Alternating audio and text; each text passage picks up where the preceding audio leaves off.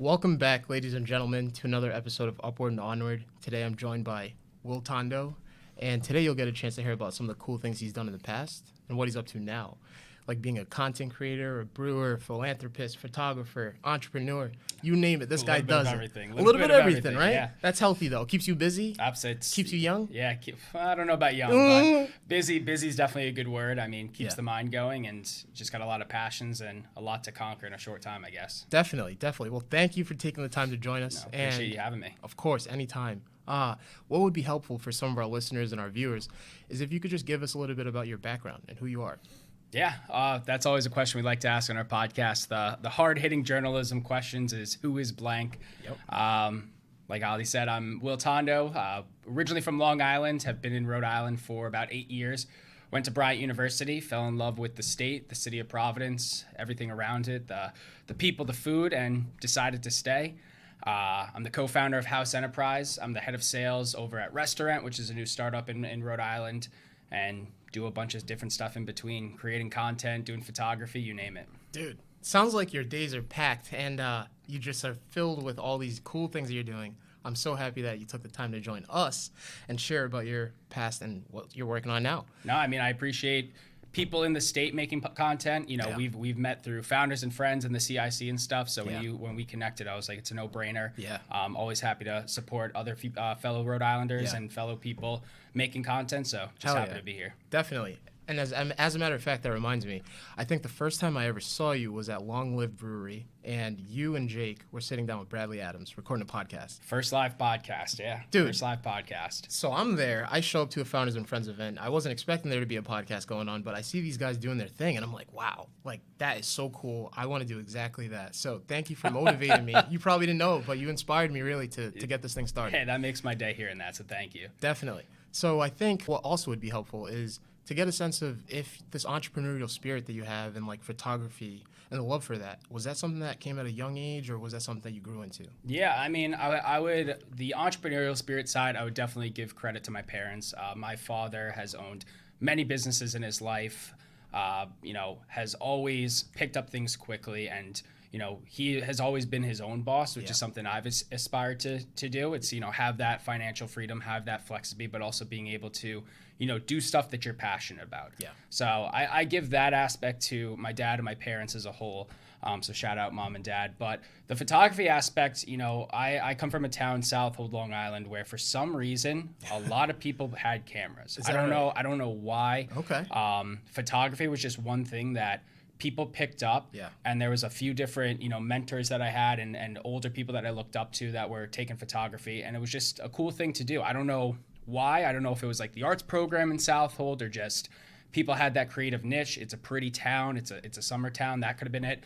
But it was my 10th grade, our sophomore year in high school. We had a Europe trip that the high school did. And, that's where I was like, okay, I need a camera to capture these moments. I've always had that like artistic background. I've always had that like creative lens in my eye, whether it was drawing or music, whatever the case might be. So I was like, this is just a no-brainer to also do. But the sophomore Europe trip came around, got a camera for Christmas. Nice. Took some photos, and then, since then it has evolved into countless gigs, a whole marketing agency that I run of just, helping people create content, photography, website design. But photography has always been a passion of mine. Nice. That's super cool. Yeah, I wonder why everyone had a camera there in Long Island, right? Yeah, it was just, I don't know what it was, but people, we're always taking photos. And I like photography. I mean, the art of it, of taking pictures of landscape, obviously that's the stuff you hang on your wall and all of that stuff. But it was evolved into the taking pictures of people is something that I'm really passionate about, because it's like, one, everyone loves their picture taken. Yeah. It's one of those things. We're in a social media world. You got to showcase what you're doing, but also just like it makes you feel good. You wear a nice outfit, you're in a cute place, whatever the case might be. People love photos of themselves. Yeah. But I like seeing people smile, and that's one of those things where it's like when you take the photo, and I try to be lighthearted and funny in taking photos of people and stuff to get those authentic smiles and laughs. That makes the job 100 times more fun. It's priceless. That's so true. That's really, really cool. And it sounds like when you're doing these things, you're really thinking about the people themselves, like your clients, and how you're able to help them and add value to maybe their special moments, capture that. and get that authentic smile out of them. So I love to hear that. That's really cool, and that's awesome that that's what drives you. So you'd mentioned earlier how you went to Bryant University, and maybe it was the food or the great vibes that kept you in the state, but you also got a bachelor's degree in marketing, and you had a double minor in communications and finance. What was the motivation behind getting those degrees? Yeah, I mean, Bryant has a ton of different to offer. I think one of the things that really draw me on the education side was the dual concentration that if you major in business, you have to minor in liberal arts and science, or vice versa. So that was something where it goes back to what we were mentioning, a lot of different passions, wanted to do a lot. My Bryant career was definitely very interesting in some aspects. I came on an ROTC scholarship. Unfortunately, couldn't complete that with a knee injury. One of my thought process was joining the Army to be an Army officer. That's something my, father was in the Army. We had a really strong ROTC program in high school. Unfortunately, I'm one that believes that everything happens for a reason, and I follow God with that. So where I was supposed to be today was not in the Army. But marketing was always something that I was passionate about. The communication side, I just felt like it was a 1-2 punch where, you need to be able to, communicate and figure out what people are needing and wanting and doing to be successful in marketing. And then the finance aspect, I wanted to be someone that can understand financial aspects of the world. I was not going to be a financial consultant or an analyst or whatever that case might be. Incredible jobs, great professions, high-paying professions. I just wanted to be able, when I have my tax returns or when I'm starting businesses or when I'm managing money, have an understanding of what to do. That's awesome. That's such a good reason to get into exactly what you studied. And I'm curious, looking back, were there any memorable experiences that you had or projects that you worked on while you were in college, things that you maybe were like, that was awesome? I mean, I think the people I met first and foremost, some of my best friends. I mean, Jake Zimmer, my co-founder of House Enterprise. Yeah, shout out to Jake. Yeah, shout out to Jake, House Enterprise. And a lot of people from House are through that Bryant community, which is super special. Even people, later on in life, like Nick and Bradley with Restaurant, met those people through Bryant. Same with, Casey, my wonderful girlfriend, Paige, I met at Bryant. All of my close friends from, the Sigma Chi fraternity, people I lived with, I met a lot of memorable people that are really special to me in my life, and that's because of Bryant. Yeah. And then throughout I was, very fortunate to be very involved, at the university. I was the editor of the newspaper, and I got to meet some incredible people like Steve Jobs and Steve Wozniak, which that's unreal. Yeah, interviewing those, and that's kind of how the podcast side came to things. Was I love telling stories in that creative lens, and I love talking to people. Okay. And being able to interview those visionaries like Steve Forbes and Steve Wozniak. I mean, unreal. Forbes Media and Apple. Those are two products that everyone uses, everyone knows the name. Oh yeah. To meet those people were incredible. Yeah. How was that? What was that experience like? Nerve-wracking. I believe it. Nerve-wracking. I mean, there was definitely throughout, I was part of the newspaper for 2 years before I went abroad. Started freshman year and then became the editor my sophomore year. And, I got to meet Governor Case, John Kasich, I believe his name was, but he was running for president at the time, and he did a campaign stop there. Got to meet some different actors and athletes, but Wozniak was someone who was larger than life. I mean, believe it. The neon green shoes, talking about, starting Apple. Obviously, everyone knows who Steve Jobs is, but Wozniak was the brain that now leads us to an iPhone type of thing. So that was something where I was so meticulously prepared, and he just made the situation so much easier, where he was lighthearted, really enjoying. And Steve Forbes was the same. I mean, he was someone who, had multiple bodyguards around him. I remember when we first met him coming to the Be Unique conference, which is the CEO organization at Bryant. He had a couple bodyguards. Really? He went over to shake his hand, and the guy was just like, wait for a second. But then he came over and shook my hand. Nice. But he was incredible. But I think one of the most two memorable experiences, I would say, was one in the Sigma Chi fraternity. I was part of the Huntsman Cancer Foundation. Okay. It's a hospital based in Salt Lake City, Utah, where 100% of proceeds that are raised go directly towards cancer research and patient care. I was the executive director there. It's a program called Derby Days where you just raise as much money. We were very fortunate enough, wasn't necessarily a big part of the fraternity aspect, but my first year there, we as a fraternity raised $20,000. Wow. The following year, we raised $50,000. Oh my gosh. Since I left, it has continued to grow between my friends Leandro, Garrett, Eric Aiken, and then Liam Fluharty, they have now raised, I believe last year was like 150,000. Wow. I think out of all the schools in the country, you know, all Sigma Chi fraternities, we've raised close to $500,000. Oh my gosh. And we're only, you know, less than 15 years old. That is amazing. Yeah. That's really, really cool to be a part of, and such a good mission too. I am so happy that you were a part of that, and you led that initiative, and now people have taken that torch and are still running with it. That's really, really cool. I just, you know what, cancer is someone that it's affected my life, you know, with my family. It's affected everyone's lives in some aspect. You know, we just wanted to prove that, you know, fraternity men and sorority women are more than just, you know, what the stereotype is, that it's so much bigger than that, but also, you know, to show that such a small school can rally together and build this community to raise money. And, you know, these younger guys that have preceded me after have done an incredible job just like making it their own and making it bigger than I could have ever imagined. That's awesome. So cool. So cool. Thanks for sharing about that. Now, after Bryant, or maybe while you were there, you had done some studying abroad, right? Studied abroad in Seville, Spain. Ooh, that's really cool. Yeah. So let's hear about that. What was the motivation behind going, you know, to Spain? And then I'm not sure what you studied, but can you tell us about that too? Yeah, so it was international marketing. I mean, to be completely honest, it was a lot of fluff classes. Oh, really? There was some aspects that I really did appreciate about the education aspect. You know, I took an international marketing class that just opened a different perspective, learned a little Spanish, took different courses that I wouldn't necessarily have taken at Bryant. And again, they weren't, you know, I wouldn't say academics were like the forefront of studying abroad, and no one who goes there can say that. You know, let's be honest, like it's one of those things. But I did, you know, there were some classes that I really took some stuff back. Like there was an international communications class, so it was interesting to see how different nations and different stuff, different people from different countries communicate in the business aspect. So I thought that was cool. But always wanted to study abroad. Had the travel bug, still have the travel bug. I will always have the travel bug, even, you know, post-pandemic world, I will still go to places. I'm always excited to travel. But I went to Seville a year before. Bryant had a sophomore international experience, which was just like a 10-day, 3-credit class. And one of the stops was at Seville. Fell in love with that city. Everyone talks about Spain and, you know, between the food, the culture, the weather, all of that stuff. But everyone says Barcelona or Madrid.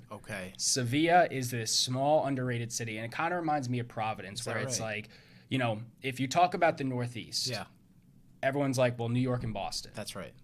2 major cities, 2 great cities in their own. And obviously those are large scale cities, a lot of rich history, a lot of that stuff. But in my mind, that third city in this Northeast is Providence. I'd say. And I would also say that's the same with Seville. Interesting. Great art culture, great history, underrated, friendly people. The food was out of this world. It's stuff that was like, I saw that, you know, resonate into stuff that I like, that it was a no-brainer to go there. Well, if you guys happen to see Will Tondo in Seville and not in Rhode Island anymore, you'll know why. I know. There was definitely an aspect where I'm like, I could live here. I could live here. You know what, Mom? I'm not coming back. I mean, I was definitely, I am a homebody and I like being close to home and stuff, but it was a beautiful city and an experience I'll always think of. Definitely. That's really awesome to hear. Thank you for sharing about that. Now, after Bryant, it sounds like you started something called WT Marketing, and you are the owner, the digital marketing consultant there. Can you tell us about the journey that you took to begin WT Marketing and what it's led to now? Yeah, I mean, it's the WT Marketing is kind of like a small scale side project that, you know, has created revenue for me, which I've been very fortunate. But it's one of those things where in high school, I was taking photography for fun and, you know, to build a portfolio and be creative. And I still do that today. I truthfully, I need to do that more, is to, you know, take a step back and make sure the camera is not always for work. It's for, you know, the enjoyment as well. Like I just was in South Carolina and that was a family trip. Make sure I, you know, take the pictures and explore the town and learn the history through the lens that way. But it wasn't until college that I realized, you know, needed some beer money, right? So, but I realized that it's like, okay, I could utilize my camera and my skills to, you know, make a revenue for myself on the side. And it started with the photography aspect. You know, I was doing sorority photo shoots and graduation photo shoots and all of that stuff. And then it went to helping people brand themselves and design websites and, you know, even simple stuff where it's like making your resume prettier, you know, doing a bunch of different things where it's like, how can I help people, but also, you know, generate a cash flow for myself. And now it's become something where, you know, I take on different projects all on the side, but still incorporated with other things that I'm working on as well. I love that. I absolutely love that. That's really cool. I mean, yeah, being in college, you need that beer money, man. Yeah. But you utilized your skills to generate that cash flow for you. So that's really awesome while providing value for other people. So that's just it's a win-win. A win-win for everybody. I love that. Now, when you embark on a new project and you have a client who has a specific request, how do you go about capturing their idea of what they want and putting that into something that you produce? Yeah, I mean, I think first and foremost, it's like building that relationship with the client. I've worked with, hundreds of different people, but one example I always like to bring up is my friend Wale. He owns Wale? House. Yeah. Wait. Are you talking about Wale, the artist? No. I'm like, whoa, man. I mean, he's an artist in my mind, but Wale the Watchman, he's a Bryant University alumni. Okay. He created a watch company, and I remember, back in college, I was, with part of the newspaper trying to just fill stories and all that stuff. And I really wanted to focus on the people of Bryant rather than like the national news, because again, like you can find that on Twitter, you can find that anywhere. We got to focus on the people here. And he started this watch company, and I did a feature on him, and building the relationships of like hearing the story on like the who, the what, the when, the why, which is, kind of what we're doing with podcasting. Start developing that, and then see, why he made watches, why are watches passionate for him. And then how can I take that passion that he's doing it and provide that in photography, in digital marketing consulting. So it's really building the relationships with people, and then just like figuring out, what do you want? I have the creative eyes, like, and some people obviously know what they want, being influenced by social media or whatever they might see on their phones or televisions, whatever the case might be. But what do you want, and how can I provide it?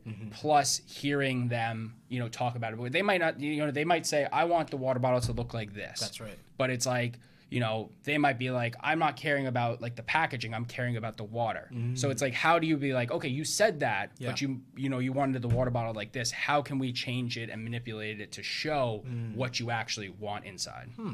Really, really cool. I love how you like dive a little deeper than just taking someone's request, but also think about how it can be best visualized in that regard. So cool. WT Marketing, Will Tondo. If you guys have a special occasion coming up, maybe a anniversary, a wedding. I did 2 weddings this year. First time ever. Nice. So did a small wedding from a friend of mine from Bryant back in the fall. Okay. Which I was definitely nervous about. Yeah. She's like, it's not a full functioning wedding. It's more of like a post-pandemic wedding, small, intimate, but like, that was really fun, and that really got my feet wet. And then my friend Mike Nealon, who owns Nealon Media, who would be a great podcast guest if you get him. Mike, I reached out to you, man. I'm waiting for a response. I got to text Nealon. But he asked me to do an accompanying a wedding with him for his photography company. Nice. And definitely nervous, but he made the process so much easier, and I learned a lot from him just on like he's a true pros pro. Yeah. He is a pros pro, and he made the situation much, more comfortable for me, and that was an awesome experience. Oh, yeah. So my feet is wet in weddings. Yes. I prefer to go to weddings than take the photos, I but I am available. I hear you. Yeah, when you're the photographer for a wedding, you probably can't sneak off to the open bar as much. We had a couple drinks. Okay, all right. Okay, so at least you get a something. Oh, that's funny. Now, looking back on all of your experiences and some of the projects that you worked on through WT Marketing, has there been anything that was really challenging and then you overcame that challenge?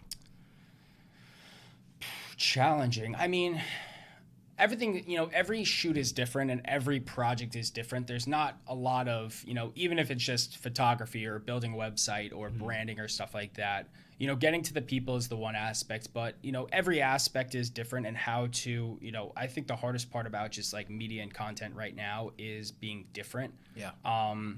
It's hard to find your different lens in such a crowded, saturated market. So I think that's like always just like a evolving challenge that you kind of just have to like figure out. Yeah. But to combat that, you just got to be yourself, because like there's only one of you, and you have to provide what you can do type of thing. You can't emulate and copy what other people are doing.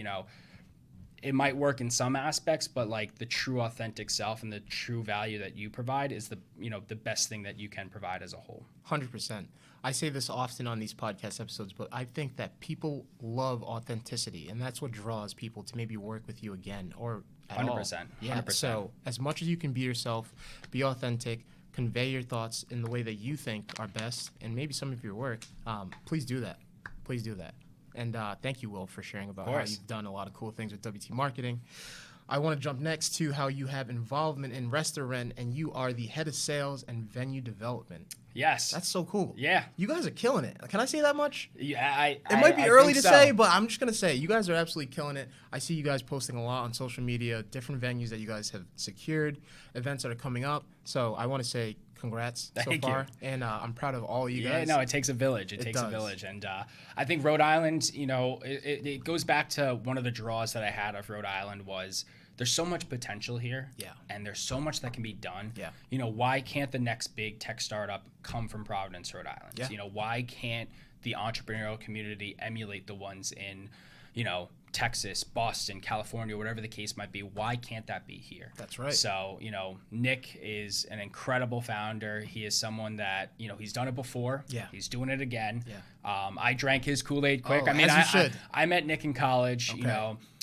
We were close. I wouldn't say we were like as close as we are now. We're friends and stuff like that, but we knew each other. We were in similar circles and stuff. And I was always, you know, admired his work when he started Artist Republic and, you know, how he built that.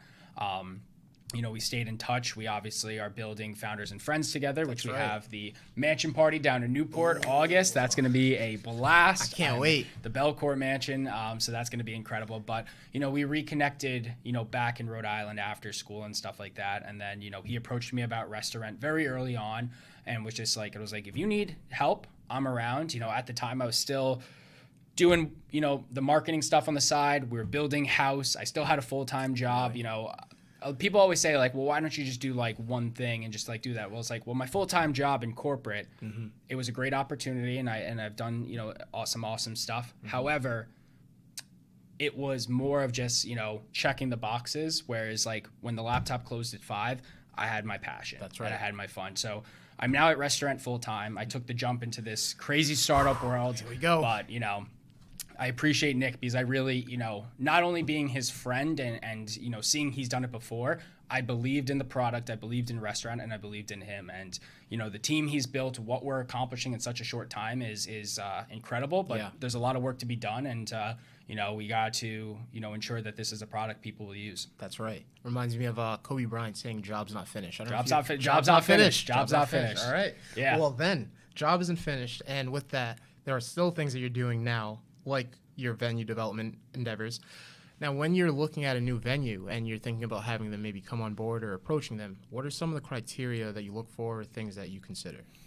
I mean, the criteria is a blank canvas. You know, if it's, you know, our purpose with Restaurant is to book more than a table. So, you know, take an open table, for example, where it's normally just restaurants and it's normally parties no greater than 10, which is fine and all, but birthday parties, happy hours, networking, holiday parties, funeral, you know, receptions, wedding receptions, cocktail hours, just to hang out, bachelor and bachelorette parties, like large, you know, your family's all coming into town and there's 20 of you. Where are you going? Yeah. And, you know, it's one of those things. So it's like the post-pandemic world is a very tough spot, you know, where prices are high, staff is low, you know, it is hard. And this is an aspect we feel you know, can help restaurants, breweries, bars, you name it. We offer everything on the platform, you know, generate more revenue for you. Because at the end of the day, the people that have the money are still going to have parties. That's right. You know, corporates are still going to have holiday parties and people are still having networking events and all of that stuff. That's not going away. Yeah. The question is, if you were hosting an event, how would you find out where? You might have your favorite restaurant and they'll say, fill out this form on the website. Yeah. Are you going to get a response? Maybe. Maybe. You're going to call restaurants and be like, I'd love to make a reservation for 20 people. I'll get back to you. Yeah. The host writes it on a piece of paper. It's a busy Thursday, Friday, Saturday. It's lost by the end of the night. We are that person to help drive the leads and help showcase to you as a consumer what's available in your area. So, you know, like I said, you can go to the physical event aspect where like you're looking to book, but we also provide the catering. We also provide more than just a restaurant. You know, we have Toya, who you had on the podcast, the Bubbler Lounge. Yes. Like that's not a restaurant, that's not a bar, but it's like that is a VR lounge. Yes. That is a very successful platform, you know, on our restaurant. Nice. You got the archery games, which is like the indoor archery bar, or archery lounge, and it's like that's not a bar or restaurant, but like that's an event that people, hey, you and 10 buddies go play some archery and stuff like that. So like it's more than just a table, and we're just helping, tell people, hey, still have your events, help these restaurants out. You're gonna have a party anyway. I mean, even if you have something at your house, where are 20 of you going to the bar? That's right. It's going to be packed. Yeah. Let's, streamline it a little bit more and get you a private area. That's right. I absolutely love that. And I can't wait to see all of the cool things that you guys do at Restaurant. I already see them. And I want to make sure that the next event that I book is through Restaurant. I appreciate it. That's right. And live podcast read. Oh, yeah. Let's do that. And if you're out there and you're thinking about something that you have to plan for maybe someone special or just a night out with your friends, Restaurant's here to help you. I'll drop the link to their website right here and check them out. Appreciate it. Please, of course. So, before we jump to the next topic, I just want to ask you, what excites you about the future of Restaurant? I mean, there's just so much. There's so much opportunity in this startup. I think from the actual company aspect, the team we're building is very Bryant focused, which I really appreciate. Between Nick and Anne Marie and Ed Brady and Bradley and Casey, it's like that Bryant community going forward takes me back to like when I was 18 years old, and they said like you really are starting your future at this school, which I could have never imagined. A lot of my aspects in my life, whether it's house, my personal life, Restaurant, is all because of Bryant. That's right. If I did not go to that school, I don't know where I'd be, today. We wouldn't be talking, right? So I think the company aspect of like what it can do, for Bryant, what it could do for Rhode Island, what it could do for us is an endless opportunity. Yeah. What excites me about like the platform itself is like, restaurants do need that extra additional boost. And more than just that, we're working with like the Brewers Guilds for all the breweries in Rhode Island, Massachusetts, Connecticut. The tap room used to be a model that people would flock to. Then it went to distribution. Now the most money breweries can make are in the tap room. I love craft beer. We have a podcast about it in the House Network, which I'm sure we'll get to that stuff. But it's like the brewery aspect. It's like I don't want those to go away. Okay. So how can those places still thrive while making money? Because like the beer making process and craft breweries is an expensive business. How can we help them boost more? So I think the helping the restaurant and the establishment aspect is really important because I'm a consumer, you're a consumer. We all love going to these places. I never want to see them go away. That's right. So if we can offer an affordable option to generate more revenue for you, it's a win-win. I love that. Hell yeah.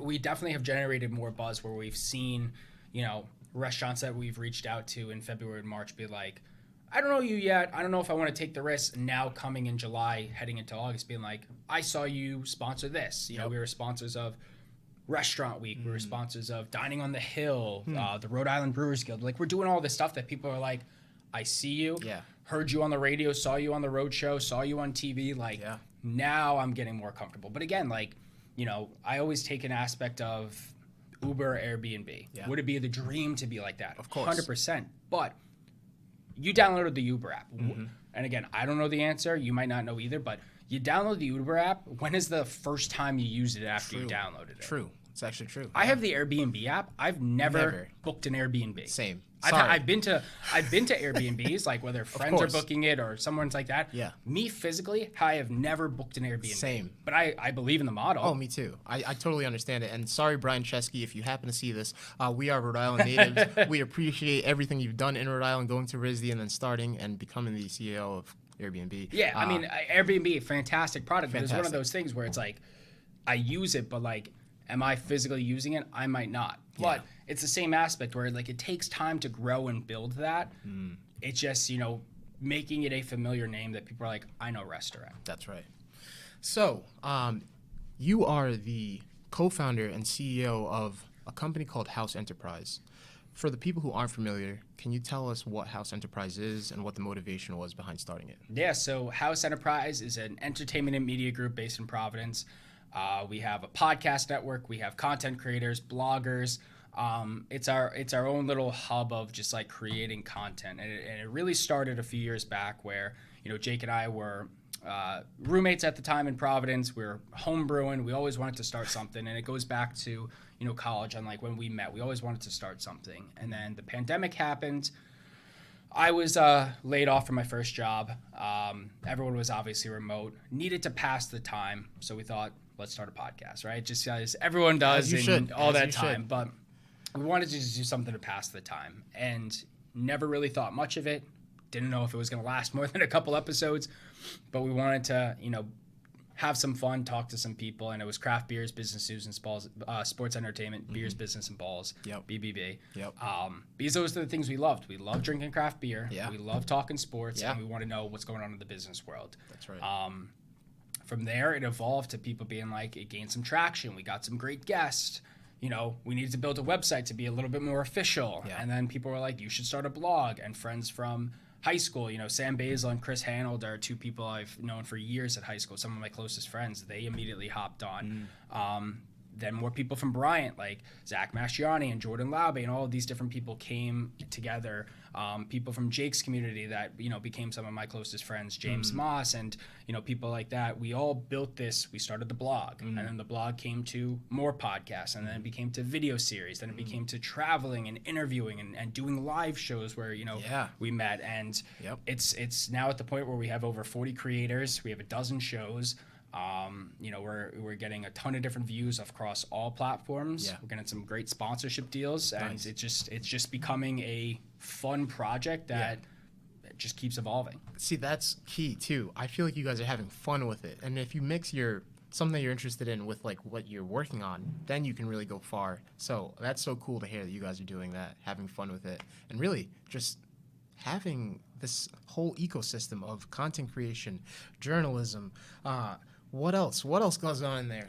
Craft brewing, right? Craft beer brewing. I mean, one of our biggest things was the craft beer. Like House is one of those things where we wanted to create something where, people who are still doing that 9 to 5 can still create content and have like a community and a passion where it's like, it's like a second job, but it's your fun job. If you go to accounting or, web development or engineering, whatever the case might be, it's like, you like it and it pays well and it's what you wanted to do. But you have a second community, a second home of being able to bounce ideas off of people and create content and have people on your podcast and do all this stuff. You were going to do it anyway. That's right. So, do it at the house and do it together. And then the aspect of like how everything kind of intertwined. So, we started with the craft brewing and, we still do that to this day. But we made a beer for Barstool personality Wonton Don, which led us to going to Barstool headquarters, so cool. Hopping on a podcast and doing that stuff. How was that? Incredible. It's one of those things where he literally tweeted, he was like, I'm looking for a beer that is like great for breakfast, something light, cures hangovers, whatever the case might be. I saw it on Twitter, responded, we can do that. Didn't think he was going to see it. Just shot my shot. There you go. Did we know what he wanted? No. Did we know we were going to make it? No. He immediately followed us, sent us a DM. He's like, do you think you can make this? We're like, like, what are you looking for? He's like, I'm looking for like a lighter beer, a little citrusy, yerba mate. I'm like, okay. We went to our, our friends over at the home brewing store in Woonsocket. I was like, what can we make? What can we make? What can we do here? And it was like a yerba mate wheat beer, and it was called Dawn's Early Light, and we shipped it. He drank it. He loved it. We kept in touch, and then he was like, hey, do you think we can make another case? Made another case, and he's like, come to HQ. Oh, hell so we came to New York. We dropped it off. We hopped on one of his podcasts. We toured the site and met some people, and it was incredible. Say so cool, man. Good for you. And that definitely is just a testament to shooting your shot. That's it. Just shoot your shot and don't be afraid to say no, and don't be afraid to take risk. Take some risks. That's right. So now for the people who have heard about House Enterprise and some of the things you've shared, where can they find you guys online? So house-enterprise.com is our website. You can find all of our creators, all of our different content. Twitter, which I guess is now X. I'm not a Threads guy. No. I'm sorry. Okay, not yet. You like Threads? I've used it a couple times. I've used it. It's all right. Yeah, it's all right. Still using X. Yeah. Instagram, TikTok, just House Enterprise, YouTube. You'll find all of our stuff. But the website will find, it houses everything. Cool. Well, thank you for sharing about House Enterprise. And just to close out here, someone's listening to this podcast and they're thinking, Will Tondo. Such a cool guy. He's doing so many different things. I'm not that cool. All right, never mind. Will Tondo, not that cool, but he does a lot of cool things. He's a photographer. He is a digital marketing consultant. He is an entrepreneur. He is doing so many awesome things, and I want to be like Will Tondo. I want to jump into entrepreneurship, and I maybe want to start my own thing. What advice would you give to that person? Well, first off, thank you for the kind words, and thank you for having me on the podcast. Of course. I do appreciate it. I think, to answer that is like, one, find your passions and like don't be afraid what people say about you, do about you. You know, I left that out the door years ago, and I could never be more happier in life, where it's like, you know, never let someone else stop you for what you want to do. Because if you're always like, well, I'm trying to impress this person, or like so-and-so's talking shit behind my back, or like, you know, I post something and people are making fun of it. It's like years and years and years ago when social media was so new, you know, I would always be like very conscious of that, because you never know. And, you know, you obviously have to do stuff with respect, you know, don't be an asshole. But, you know, people who are your friends or your supporters will always support you no matter what. Don't be afraid to do something. You know, it's like, you know, going out and taking photos and being busy and stuff like that. Like, I don't care what people say. You know, creating content and doing all these things, that's something I'm passionate about. If someone's like, oh, why is he posting that? It would be like, oh, all right, I'll take it down. But then it's like, then I wouldn't be able to get to the next step. So I just like, don't listen to what people think about you or they might think about you. Just do it. And like, take those passions and like figure out how you can make it your own. I mean, no one wants to be 9 to 5 forever. No one wants to, you know, retire at 60, 70, 80 and just like work, close the laptop, go home. Life's going to pass by. If you do stuff that's fun, you never work a day in your life. Like, I mean, last night, like now that I'm Restaurant full time and I have more time for house and I'm doing all of these things, like I was up till like 1, 2 o'clock. Like, and like, even though I got something off my plate, I'm working harder, but I'm like, I'm not even tired because I'm so passionate about doing all of these things, and I have so much more to accomplish. We have so much more to accomplish, and it's like, you know, just do it. But you never work a day in your life. Like, I went to bed and was like, woke up at 8 o'clock this morning, and it's like, let's ready to roll. Ooh, love that. Ready to roll, baby. Ready to roll. Take it from Will Tondo. If you make your work your passion, you'll never work a day in your life. That's it. Is that what you said? Yeah. It's cliche, but you know, it's true. I'll take it from you, and I think other people should too. Now, this was a awesome episode. I enjoyed it thoroughly. I want to say thank you for taking the time to sit down with us. Thank you for having me. And for the people who listened, hopefully you enjoyed, and we'll catch you on the next one. Peace out. Take it easy.